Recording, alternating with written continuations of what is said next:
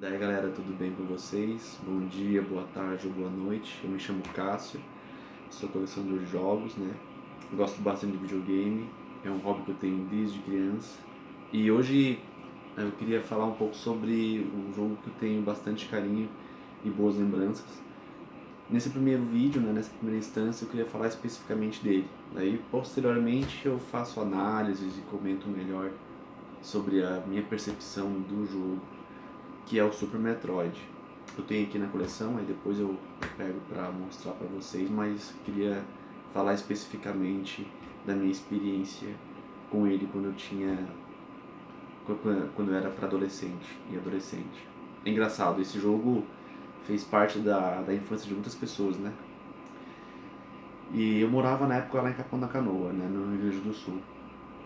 E lá tinha algumas, na época, não sei se todos vão saber, mas existiam as locadoras, né? Tinha Super Nintendo, tinha Mega Drive e tudo mais. Antes de chegar o Play, aí tinha o Super Metroid. Pô, aí a gente jogava o Super Metroid e o pessoal falava que era difícil e que tinha que tomar cuidado para quem fosse locar, porque era um jogo que exigia demais, etc. Mas sempre me despertou curiosidade nele, né? Porque ele era um jogo muito diferente do que tinha até então, naquele tempo, né? Aí eu tenho meu amigo, né? O amigo Maurício, que foi um grande amigo que jogou durante muito tempo. Eu tenho outros amigos que jogaram comigo durante a minha adolescência e pré-adolescência, mas especificamente falando do Super Metroid, é inevitável que eu vá falar dele. E esse cara, a gente jogava muito Super Metroid nesse tempo e nós locávamos, né, para jogar. E na época das locadoras, né, como mencionei anteriormente, tinha especificamente duas locadoras que tinham o Super Metroid. Era a JB Games, que ficava na Avenida Rudá, isso em Capão da Canoa, em meados dos anos 98, por aí, até um pouco antes. E tinha também o Cabana Games. E o do Cabana Games salvava, mas nunca estava disponível, né? O falecido Costa, né? Deus o tenha, ele tinha esse cartucho e era muito difícil locar dele. Então sobrava para pegar o da JB Games, né? E pô, a gente locava e jogava muito. E jogava a tarde inteira. Eu levava o meu videogame, né, o Super Nintendo, pra jogar na casa dele, né, do Maurício depois da escola. E era foda, porque o jogo não salvava, né? Então a gente jogava do início ao fim sem tipo speedrun, assim, né? Na época a gente nem sabia o que era direito, mas a gente jogava exaustivamente, assim, durante as tardes, né? Pra tentar passar daquela parte que nós tínhamos dificuldade. E a gente chegava, jogava. Às vezes nós morríamos e começávamos de novo. Tem um episódio muito legal que a gente morria logo no segundo boss, aquele da boca.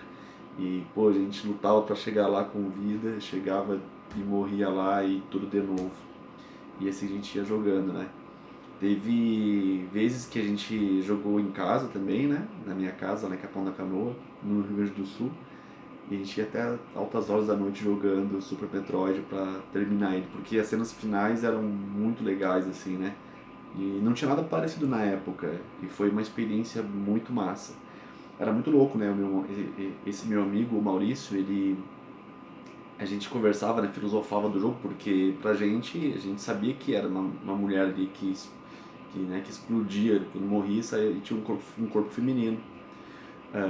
Porém, a gente que entendeu que era mesmo, que era uma mulher ali, tipo, que era um personagem, a gente era meio noob, assim, né? No meu caso ainda nem me flagrava direito o que era, né?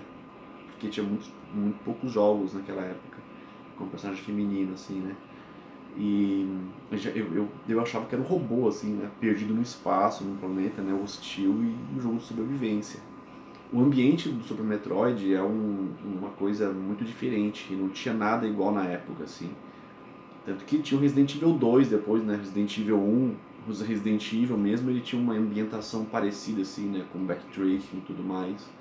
Mas aquela trilha sonora meio ambiente atmosférico, né? E pesado. Porque o Super Metroid ele é um jogo meio que survival horror, assim, meio terror, né? A gente jogava, era meio terrível, meio terror, dava medo, né?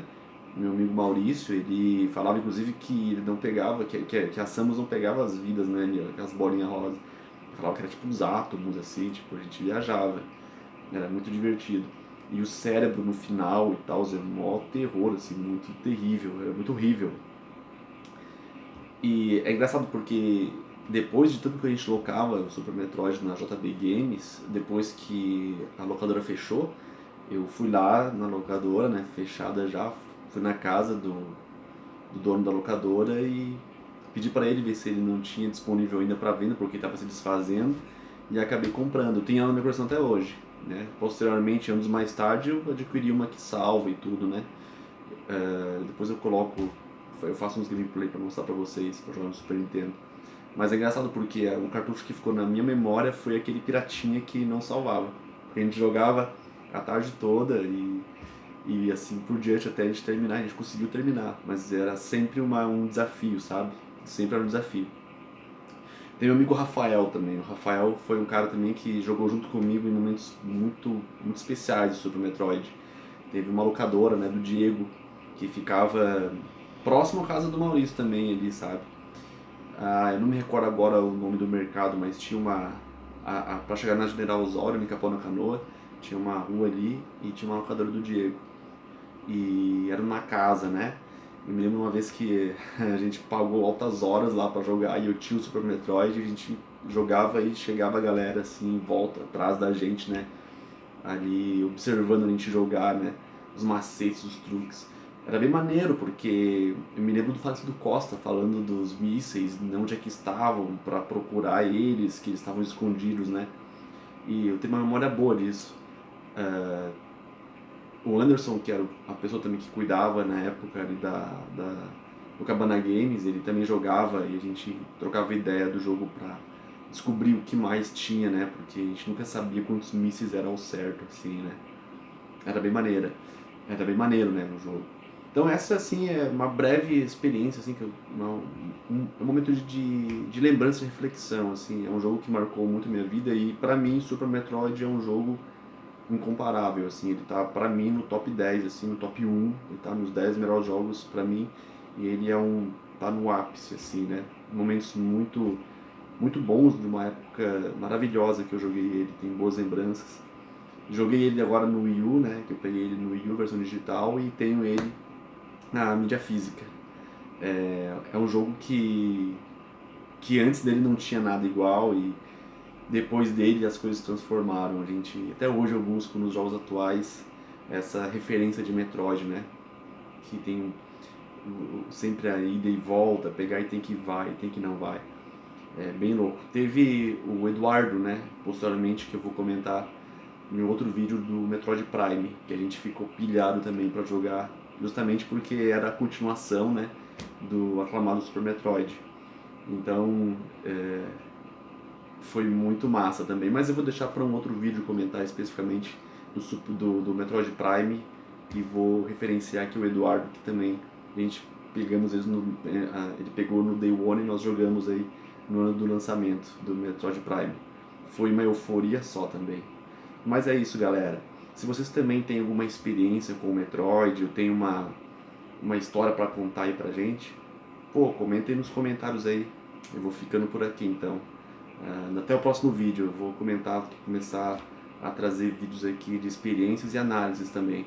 Vou falar um pouco também do Super Metroid, mais uma forma de uma forma mais analítica, assim, né? Uma mini review do que eu considero, do que eu acho do jogo. Mas eu vou deixar isso para um outro momento. Porque eu também desenvolvo jogos, né? Então tenho uma visão um pouco diferenciada assim dele, falando especificamente da parte técnica, né? Mas eu deixo isso para um outro momento. No mais é isso mesmo. Falou, galera. Até.